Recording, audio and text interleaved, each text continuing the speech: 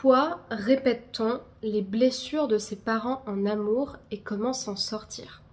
Bonjour à vous, j'espère que vous allez bien. Je suis très heureuse de vous retrouver dans l'épisode d'aujourd'hui dans lequel je vais justement vous parler de répétition familiale. Je vais vous parler également de tous ces schémas qui ne nous appartiennent pas toujours et qu'on répète inconsciemment et qui nous ont été transmis de génération en génération. Et je vous invite bien à rester tout le long de la vidéo et jusqu'à la fin, car à la fin de la vidéo, il y aura, et du podcast également, il y aura une information très importante sur un atelier que je propose fin décembre. Donc, pour les personnes qui ne me connaissent pas, tout d'abord, je me présente, je m'appelle Chloé Mercart, je suis coach certifiée, praticienne en thérapie brève depuis bientôt 5 ans, parce que j'aide les femmes justement à se libérer de la dépendance affective pour renforcer leur estime d'elles-mêmes et avoir des relations plus apaisées, plus saines et plus durables en amour avec les hommes. Donc je pratique la programmation neurolinguistique, les constellations familiales, l'hypnose ericksonienne, hellmanienne, directive et également la reprogrammation neuronale profonde qu'on appelle aussi la DNR. Si vous n'êtes pas encore abonné, je vous invite à le faire maintenant en cliquant sur le bouton s'abonner en bas à droite et en activant bien la cloche des notifications pour pouvoir recevoir tous les prochains épisodes qui sortiront. J'ai également développé pour vous une formation offerte qui est toute nouvelle, qui s'appelle les 3 axes à renforcer pour sortir des schémas de dépendance. Et je vous invite à la télécharger parce qu'elle vous explique comment la thérapie brève permet de sortir des mécanismes de répétition de la dépendance affective en amour. Donc pour ce faire, il vous suffit de cliquer dans la description sur le 2e lien qui est proposé, de remplir le formulaire et vous la recevrez directement par mail.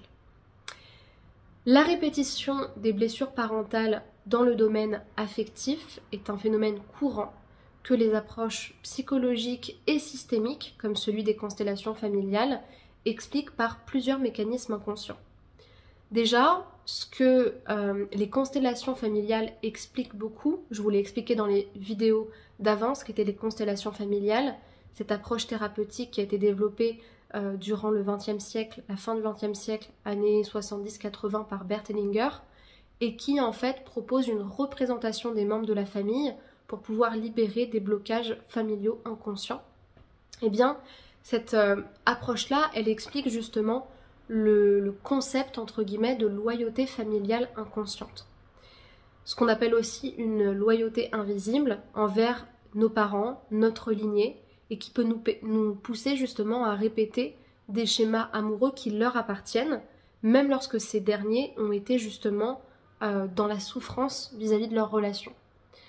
C'est comme une sorte de façon, je dirais pas de leur rendre hommage, mais d'être dans leurs pas, de faire ce qu'ils ont fait, de porter ce qu'ils ont porté, soit parce que eux-mêmes ont été détruits par ça et que ça peut être une façon pour l'inconscient de soutenir la personne, la lignée, ou la personne en fait qui a été à l'origine de cette première souffrance, la mère, la grand-mère, l'arrière-grand-mère, les femmes de la lignée, les hommes de la lignée, ou soit parce que ça peut être une manière aussi de rester en lien avec cette personne-là. J'accompagnais une fois une jeune femme qui me disait « En fait, Chloé, grâce aux constellations familiales, je me suis rendu compte que si j'avais des relations instables, c'est parce qu'une partie de moi ne s'autorisait pas à être heureuse en amour quand ma mère, elle, est encore sous l'emprise d'un homme qui l'a détruit. » Donc il y a quelque chose aussi de l'ordre de l'enfant qui veut rester aimé par son parent complètement inconsciemment et qui ne s'autorise pas toujours à être aimé et à aimer sainement à cause de ça. Ça peut être une loyauté. Donc ça peut être le fait de reproduire des difficultés, de rester fidèle dans le schéma toxique ou dysfonctionnel à ses parents, comme pour témoigner justement l'appartenance à une famille. Elle est d'autant plus forte quand la personne qui en est à l'origine a souffert et qu'elle a été perçue justement comme une trahison, comme quelque part quelque chose d'injuste qui n'a pas pu être réparé. À ce moment-là, c'est les enfants qui réparent les blessures qui ont été portées par leurs parents. Ça peut être aussi justement des modèles relationnels qui sont intégrés dès l'enfance. En fait, il faut bien garder en tête que tout ce que je vais vous dire dans cette vidéo, en réalité, tout est imbriqué, tout est lié, mais c'est juste différentes façons, différents concepts de comprendre pourquoi est-ce qu'on répète la même chose que nos parents ou des schémas similaires. Généralement, ça va être un des deux parents, des fois ça peut être les deux. Donc les modèles relationnels intégrés dès l'enfance, ça c'est la base de la psychologie clinique, c'est la base de la psychologie de l'attachement, qui dit que les premières relations amoureuses que nous observons, que celles qu'on observe étant enfant, c'est forcément le couple de nos parents, de nos figures parentales. Ces modèles vont être donc ancrés en nous, ils vont façonner nos attentes, nos croyances, notre gestion des conflits, mais aussi nos sentiments également, notre manière de nous attacher. Et puis, si on a été témoin dans ces modèles-là de blessures, d'abandon, de jalousie, d'indifférence, de trahison, de maltraitance, on peut justement inconsciemment adopter ces mêmes comportements ou accepter ces situations parce que justement, pour nous, c'est dans notre cadre de référence, c'est quelque chose qu'on a toujours connu. Donc même si inconsciemment on sait que c'est quelque chose qui n'est pas juste ou qui n'est pas sain, inconsciemment, on a baigné dedans, on a été façonné par ça. Donc c'est hyper important de comprendre que les règles que suit l'inconscient n'ont rien à voir avec les règles que suit l'esprit conscient. L'esprit conscient, il suit l'évolution du temps, de la société. Il grandit, il apprend, il analyse. L'esprit inconscient, il est loyal envers son clan, il est loyal envers sa famille, parce que l'inconscient, c'est cet être qui a été façonné dans un certain environnement auquel il est sensible. C'est un petit peu comme si on entendait une langue qu'on ne pouvait pas ne pas écouter, alors même qu'on sait que c'est quelque chose qui nous mène à notre perte. Et c'est justement tout le travail de la thérapie. Donc comme je le disais, envers la loyauté familiale, il peut y avoir aussi le besoin de réparer ou de résoudre des souffrances parentales. Beaucoup de personnes devenues adultes tentent dans leurs propres problématiques inconsciemment de guérir ou de réparer les blessures de leurs parents en amour. En reproduisant des schémas, c'est ce qu'on appelle la compulsion de répétition. Inconsciemment, il y a cette tentative d'apporter une solution ou une résolution à des problématiques ou à des souffrances qui sont familiales et qui n'ont pas été guéries. Donc ça peut être par exemple une personne dont le parent a subi des abandons répétés et qui pourrait elle-même justement chercher inconsciemment des partenaires indisponibles dans une tentative de réussir à résoudre cette situation abandonnique, ce sentiment abandonnique, là où son parent, lui, n'a pas réussi. Ça, c'est tout à fait inconscient. Et c'est révélé uniquement, généralement, dans les constellations familiales. Il y a aussi la répétition des traumatismes familiaux non résolus. Donc justement, selon les approches systémiques de psychogénéalogie ou de constellation familiale, les traumatismes familiaux non résolus, comme par exemple les séparations brutales, les trahisons, la violence conjugale, vont laisser une empreinte qui peut être portée par les générations suivantes sans même que les générations qui en souffrent ne le sachent. Ça, c'est quelque chose qui a été même étudié au niveau de la psychologie sociale, mais avec les animaux et même en psychobiologie, de se dire que quelque chose qui a modifié un système à un moment donné a pu être transmis tout à fait inconsciemment par la suite aux générations issues de ce premier système. Et c'est pour ça que les constellations familiales, c'est un outil qui est hyper intéressant. C'est l'idée que quelque chose qu'on n'a pas vécu, quand on n'était pas là, qui n'a pas été dit, bah parce que ça a été vécu par un de nos ancêtres, ça a été transmis, même pas forcément génétiquement, mais par les simples liens familiaux. Donc ça peut être justement encore une fois cette volonté inconsciente de rejouer des schémas comme pour maintenir un lien avec ses ancêtres ou pour porter leur histoire. Ça peut se traduire par des comportements ou des choix de partenaires qui reproduisent la même blessure. Alors là par exemple je vais extrapoler, mais dans certains cas, parce qu'il peut y avoir tellement d'hypothèses, tellement de cas, ça peut être aussi, par exemple, prenons le cas de personnes qui ont disparu ou dont la mémoire a été effacée. Des ancêtres à qui on n'a pas pu rendre hommage, des ancêtres dont l'histoire a disparu. Bah, répéter aussi leur histoire et leurs blessures, ça peut être une manière, mais tout à fait inconsciente, encore une fois, de vouloir garder l'identité de cet ancêtre-là par loyauté, comme si on devait le porter, alors qu'en réalité, c'est pas notre rôle et que ça nous fait du mal. Et tout ça, ça peut être une manière d'éviter de la culpabilité liée au bonheur. Donc on ne s'autorise pas à être épanoui si nos parents ou nos ancêtres ne l'ont pas connu. Encore une fois, peut-être pour garder l'amour des parents ou parce que justement il y a cette impossibilité de s'accorder un épanouissement quand on sait que nos propres parents ou nos propres ancêtres n'ont pas eu ce bonheur-là. C'est encore une fois, on est toujours dans le concept de la loyauté pour ne pas dépasser le niveau de bonheur de nos ancêtres comme une sorte de blocage ou justement de refus soi-même de s'autoriser cet épanouissement-là. Donc ça, c'est plutôt dans une perspective systémique. Maintenant, dans une approche plutôt clinique, plutôt psychologique, la théorie de l'attachement va plutôt parler des répétitions familiales dans tout ce qui va toucher au modèle qu'on a intégré dès l'enfance, ou tout ce qui va toucher aux mécanismes inconscients qu'on va développer par observation et par interaction avec l'environnement familial dans lequel on a grandi. Donc il va y avoir la notion très largement connue de modèle interne opérant et de schéma relationnel.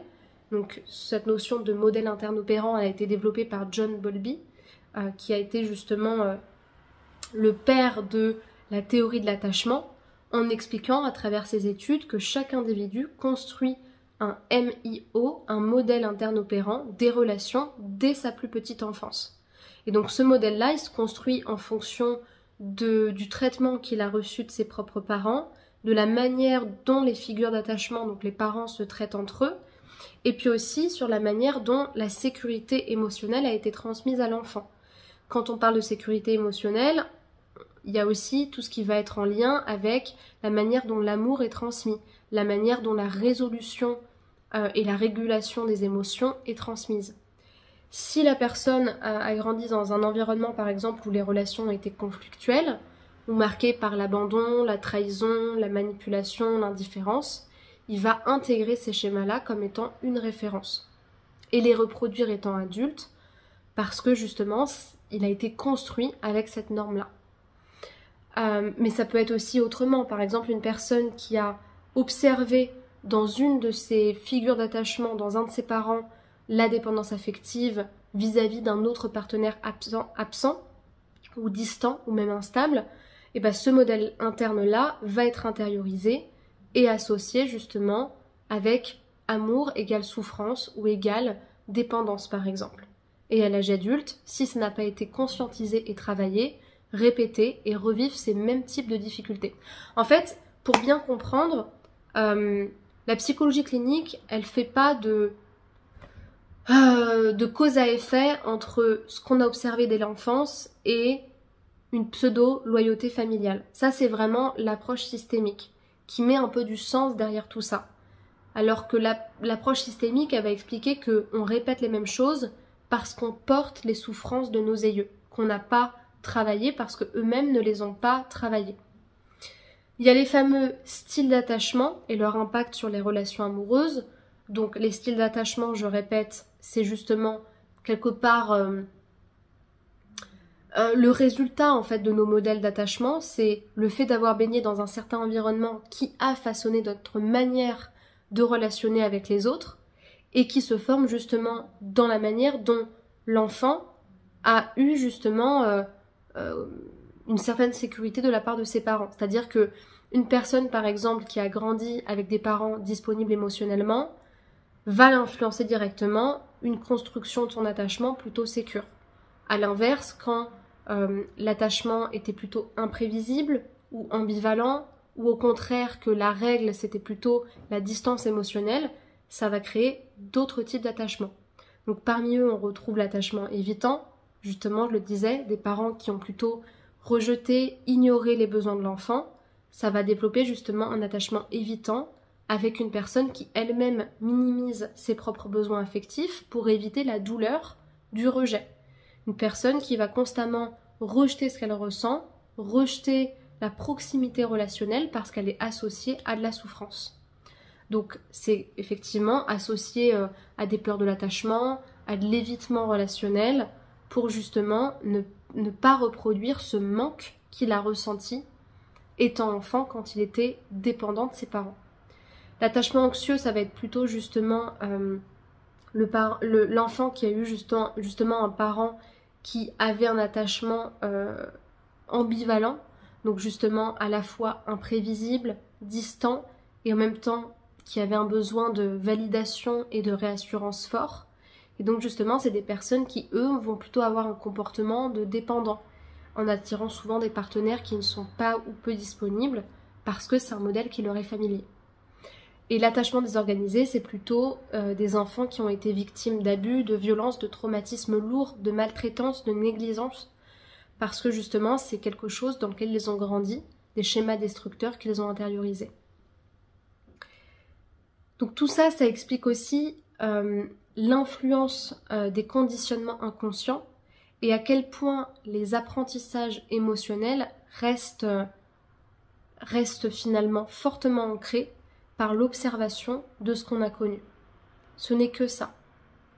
On identifie tout à fait inconsciemment en tant qu'enfant le milieu dans lequel on a grandi, ce qui est normal dans l'environnement dans lequel on grandit, et finalement on va identifier ensuite en tant qu'adulte des modèles qui ressemblent à ce qu'on a connu, en les idéalisant. Donc ça peut être ça aussi, ce qu'il y a derrière un schéma. On peut le reproduire par loyauté, mais aussi par idéalisation.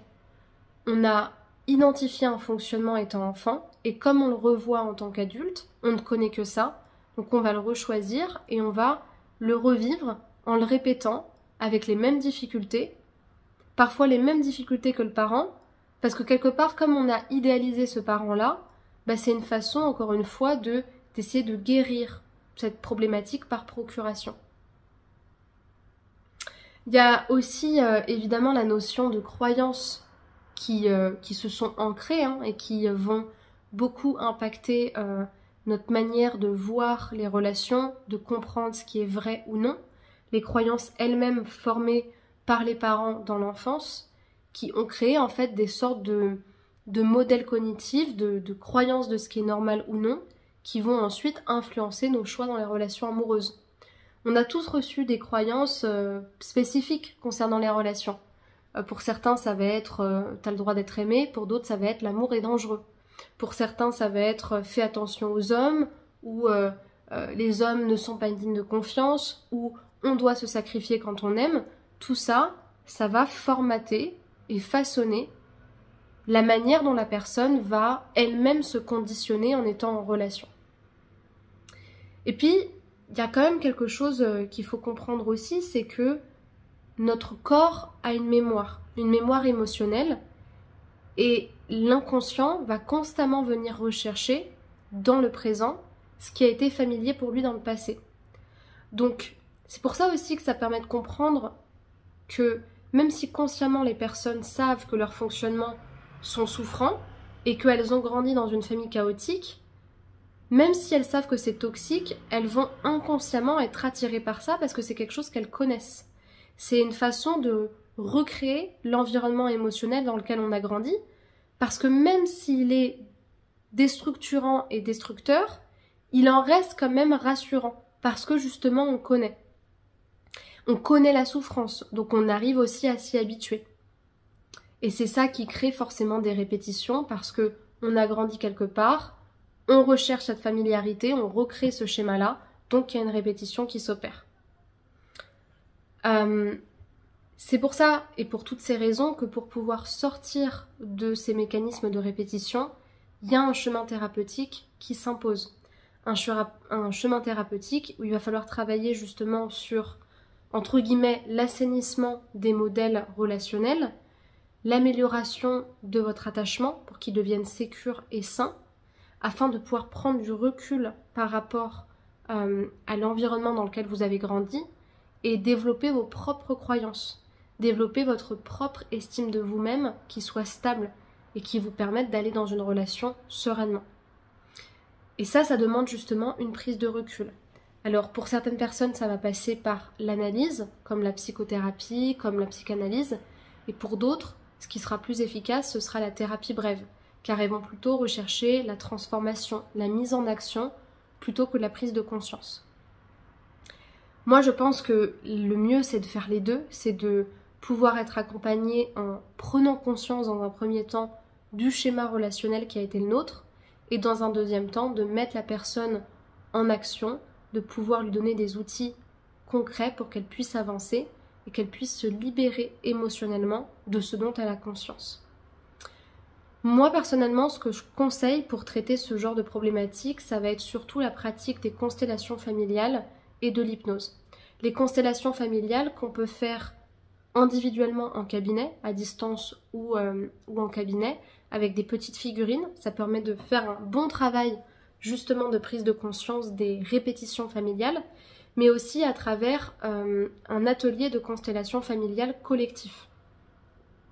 Et ça tombe bien parce que justement, j'organise cet atelier le samedi 21 décembre toute la journée.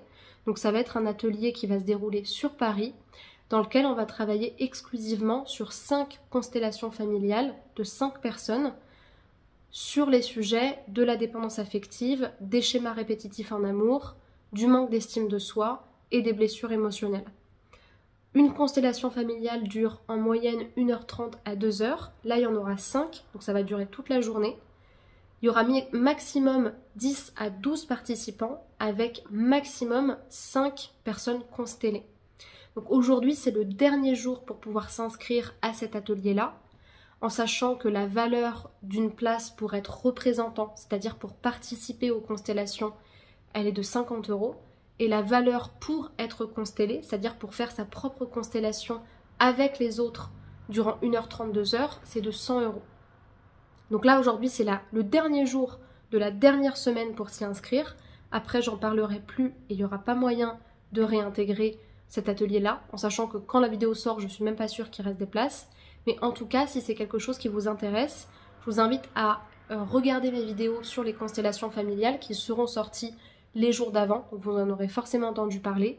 Et si vous êtes intéressé, à cliquer sur le premier lien dans la description de cet épisode pour justement remplir le formulaire et pouvoir vous inscrire à cet atelier-là qui se fait uniquement par mail. Je m'arrête là pour l'épisode d'aujourd'hui. Vous savez, comme d'habitude en description, vous avez de quoi réserver votre appel offert de thérapie brève si vous souhaitez être accompagné individuellement. Vous avez des outils à découvrir ciblés et accessibles pour vous, dans la description toujours. Mes réseaux sociaux pour me rejoindre sur les autres plateformes.